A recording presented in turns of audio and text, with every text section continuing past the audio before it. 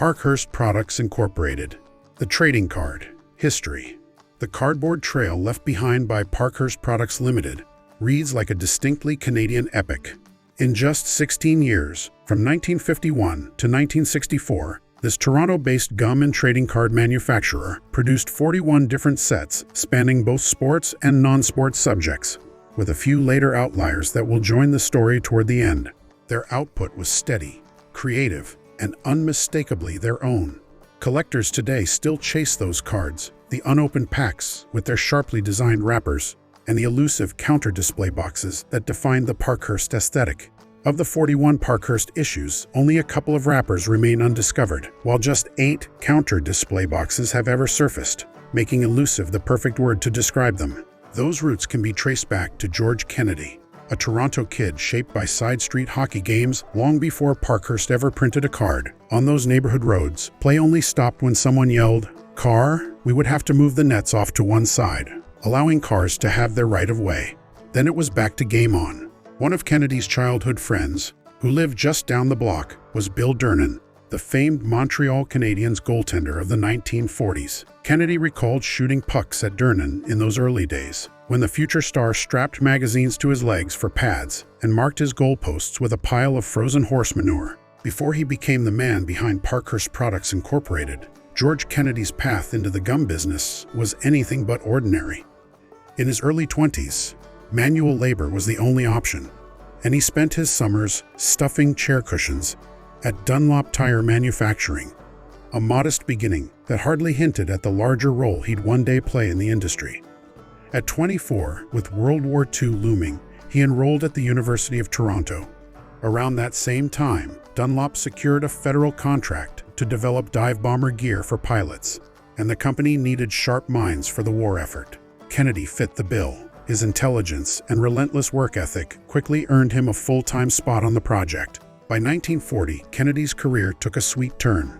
He joined Wrigley's Gum in Toronto as an assistant plant manager, working on emergency ration kits for the armed forces. It was here, amid the repetitive clattering of machinery and the aroma of fresh gum, that Kennedy got his first real taste of the bubblegum business. By 1946, the war was over, and George was ready for his next venture.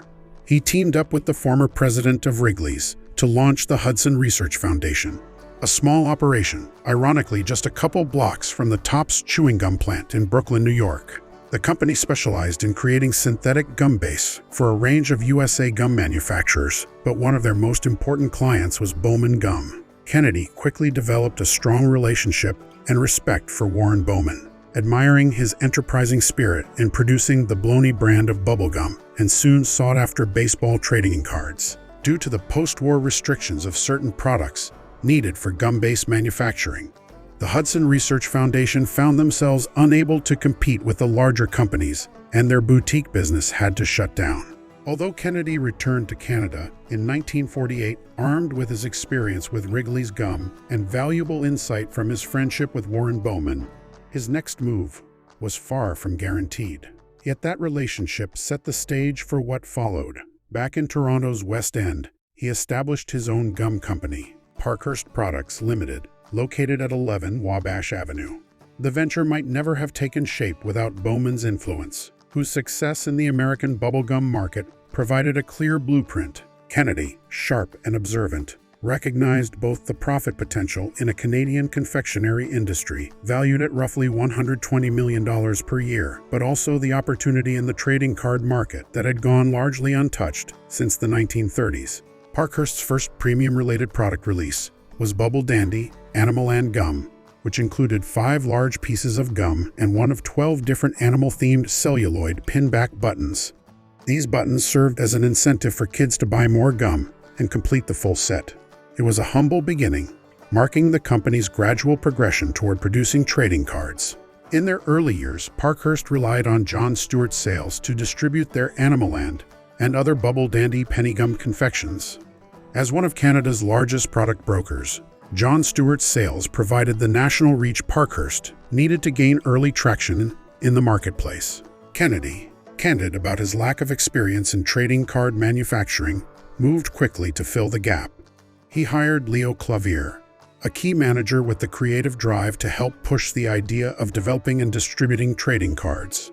It was 1951-52 that they produced and released their first hockey trading card set. The success of the Parkhurst hockey player cards resulted in many other different themed sets following 1952 and onward. The Parkhurst name, coined by Clavier himself, had a playful, childlike sound that immediately connected with kids. The 1951-52 hockey series arrived in small cardboard packs, each containing a large piece of gum and 5 cards for 5 cents, with the full set featuring 105 players from all 6 NHL teams. 4 different colored packs accompanied the release, a nod to the marketing tactics of the 1930s gum companies, which often used varied colored card backgrounds to keep kids buying more in hopes of uncovering a pattern. Parkhurst printed an astonishing 25 million cards in that first year, roughly 1 for every person in Canada at the time. In the years that followed, annual production settled at 18 million cards. Now let's pause and do the math. With 25 million cards produced in that first year, and 105 cards in the hockey set, that works out to roughly 238,096 complete sets. Production was reduced to 18 million cards in the following years, suggesting that sales only reached 18 million in 1951-52. That would then mean about 171,428 sets were actually sold, which breaks down to roughly 3.6 million packs. Considering that volume, it's remarkable how few original wrappers have survived to this day, and no display box has been found either. There were no formal contracts or licenses for the hockey cards, only a handshake deal. Foster Hewitt, the famous play-by-play broadcaster who somewhat oddly represented the Toronto Maple Leafs, then Frank Selke, the general manager of the Montreal Canadiens, and Lester Patrick, the general manager of Madison Square Garden for the New York Rangers, all granted Kennedy permission to print players with their team logos along with the other 3 American teams' management. Parkhurst paid each representative $5,000 to both of the 2 Canadian teams and $3,000 each for the 4 American teams. These first trading cards were smaller than the traditional size we're familiar with today and were more comparative to pre-war size, with measuring a mere 1 3/4 inch wide by 2.5 inches long. Kennedy later explained in an interview that he intentionally made the cards small so he could fit more per sheet, allowing Parkhurst to keep production costs as low as possible in the early years. Most of these cards produced would end up being the players' rookie cards, especially due to the drought in the trading card market through the war and post-war era. Gordie Howe, Maurice Richard, and Terry Sawchuk were the key rookies of this time, but I would be remiss if I didn't also mention the fondly noted posthumous card of the ill-fated Bill Barilko, who scored the winning goal to win the Stanley Cup for the Toronto Maple Leafs in the previous year. All the cards this year were blank-backed. Parkhurst released its first non-sports set in 1952 called Parkhurst Color Comic Cards. It featured 6 cards per pack but only 39 cards in the complete set, and it drew its comic scenes from several sources including the Toronto Star weekly newspaper. Characters such as Terry and the Pirates, the Captain and the Kids, and Ella Cinders appeared in the set, which were present in the Toronto Star, along with other well-known older comic strips like Dick Tracy, Popeye, and Abby and Slats. The cards came with 3 different back versions, a blank back version, and some with the printed tagline, "See you in the Star weekly every week," and a third variation advertised Frostade, a powdered drink mix with assorted flavors, another product exclusively distributed by John Stewart Sales.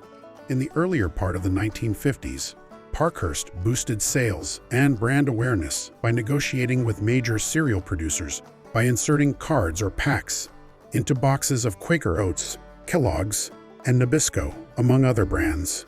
Kennedy believed that this was an excellent way to publicize his business and, more significantly, a brilliant way to kickstart kids collecting and pursuing sets of cards.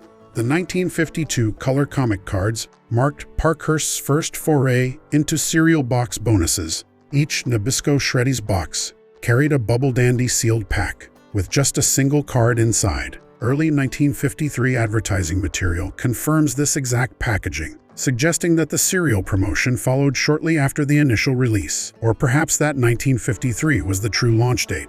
It remains one of those lingering Parkhurst mysteries, still searching for a definitive answer. Parkhurst's first few card sets weren't not only printed by an inexperienced printer but also the man in charge, Leo Clavier himself, also had limited experience, thus the quality control reflected it. Printed sheets were delivered to the Parkhurst factory, where the company cut its own cards in-house, using a manual guillotine, a reality made obvious by the abundance of miscuts from those early years. In an effort to save money, they adopted a method that practically guaranteed imperfections when slippage produced noticeable miscut flaws and under- and oversized cards. It's reasonable to assume Parkhurst relied on one of the budget-level guillotines available at the time, and we assume that the cards were not printed on large sheets, given the limited cutting bed size of the equipment Parkhurst had.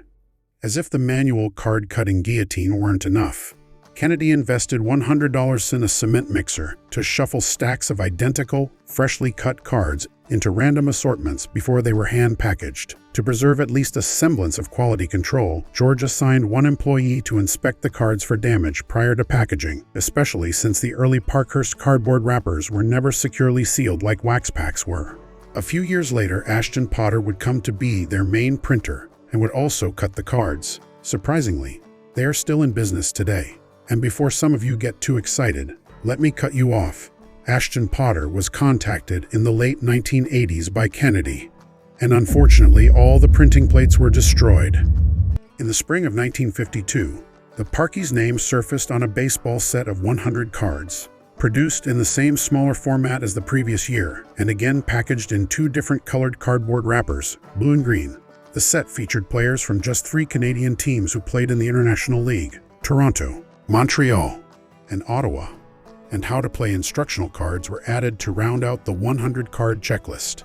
Card backs all carried the frosted advertisement, with enough room at the top for brief player biography. This would be Parkhurst's first and last baseball release, likely because O-Pee-Chee was supplying Topps baseball packs to the Canadian market, making competition in that space difficult.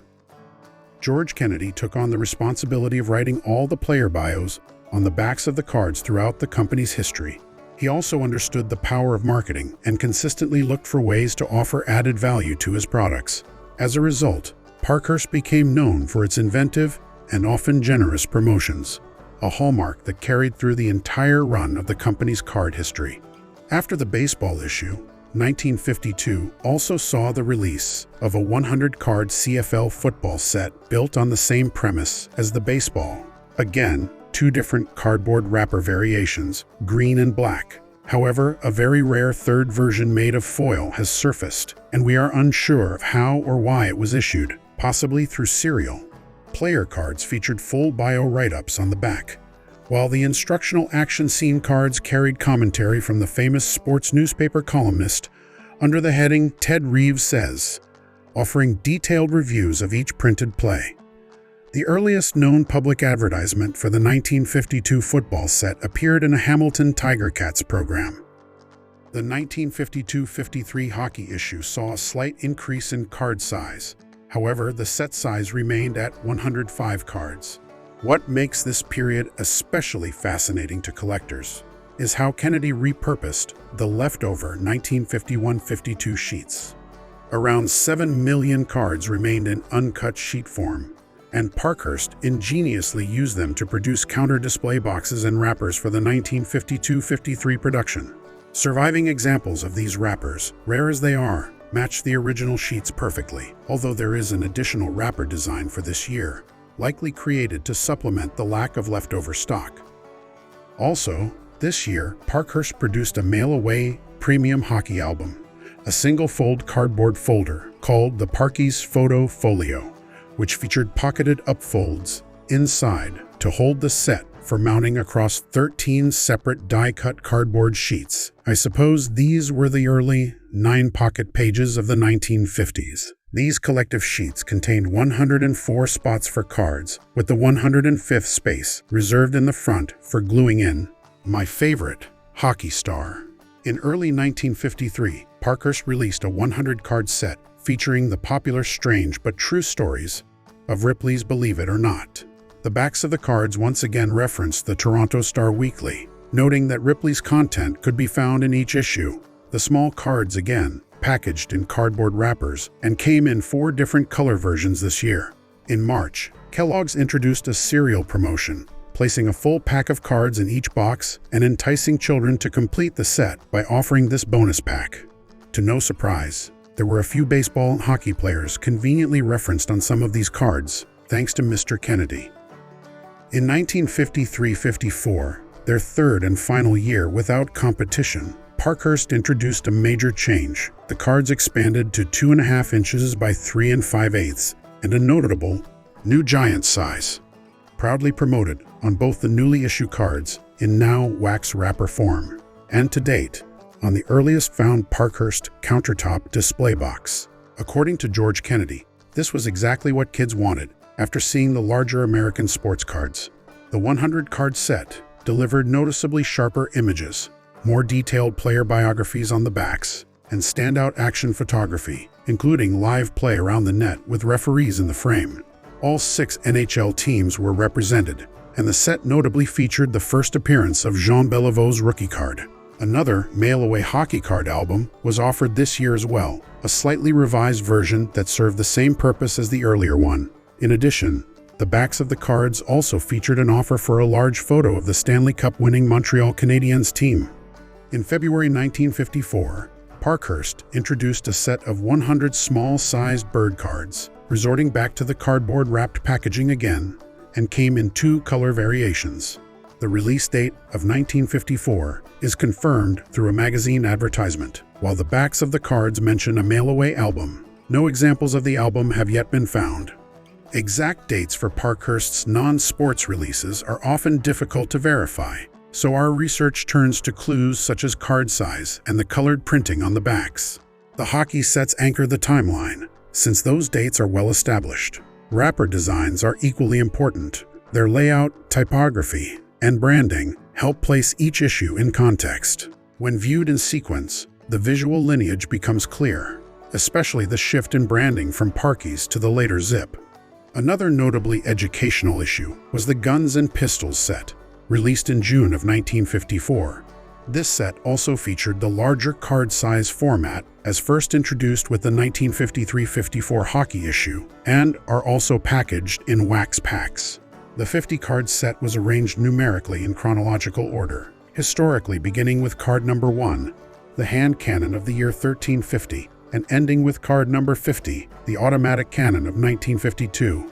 Like the hockey sets, this issue also supported a mail-away premium album, and we've astonishingly discovered the cast metal printing plate used to make the album's cover. Wrappers for this set are extremely rare, and no display boxes for this issue have been documented to date. Sorry all, but that concludes Part 1 of Parkhurst Trading Card History. Part 2 will soon be released, and pick up with the 1954-55 hockey release, and cover everything up through 1960, including the fierce battle for the hockey trading card market between Parkhurst and O-Pee-Chee under the Topps license. And oh, what battle it promises to be. All the sports information is available in great detail on the Needham website and app, covering all vintage hockey and CFL football. The full list and details of the Parkhurst non-sports are also scheduled to be added to the Needham website and app in the very near future, so stay tuned.